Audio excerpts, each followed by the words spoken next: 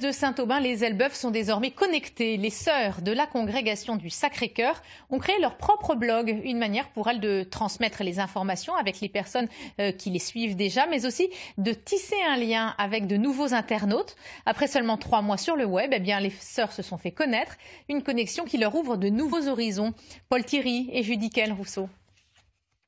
Derrière les murs de la congrégation de Saint-Aubin-les-Elbeuf, c'est une petite révolution qui se déroule depuis le mois de mai dernier. Les sœurs apostoliques de cette communauté se sont lancées sur la toile. Elles ont décidé de créer un blog.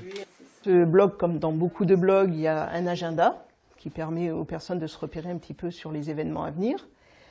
Et il y a un certain nombre d'articles que nous mettons à jour au fur et à mesure des événements. Sœur Marie-Dominique est à l'origine de ce projet.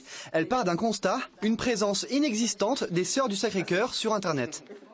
Heureusement que le Seigneur nous aide par d'autres moyens que le blog. Donc je suis quand même arrivée ici. Mais bon, ça aurait peut-être pu aider un peu. Aider à faire connaître la vie de la congrégation, cet outil permet de partager leur quotidien et leurs activités.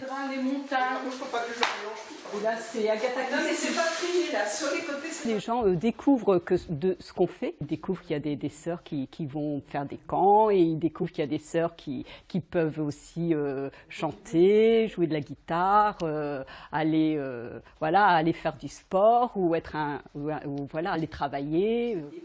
Et l'aventure web ne s'arrête pas là. Les murs du couvent, vieux de plus de 200 ans, se détériorent. Ces sœurs ont récemment lancé une campagne de financement participatif sur Internet. Coût des travaux, 50 000 €.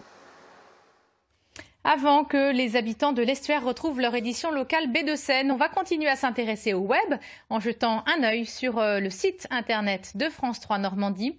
L'article qui vous a fait réagir aujourd'hui, c'est celui consacré au démantèlement d'un trafic de drogue suite à cette interpellation à Pacy-sur-Eure. Un jeune a été arrêté par les gendarmes lors d'une rixe. Il dissimulait de la résine de cannabis et plus de 400 € dans son caleçon. Morgan Freeman et Sarah Jessica Parker à l'honneur du festival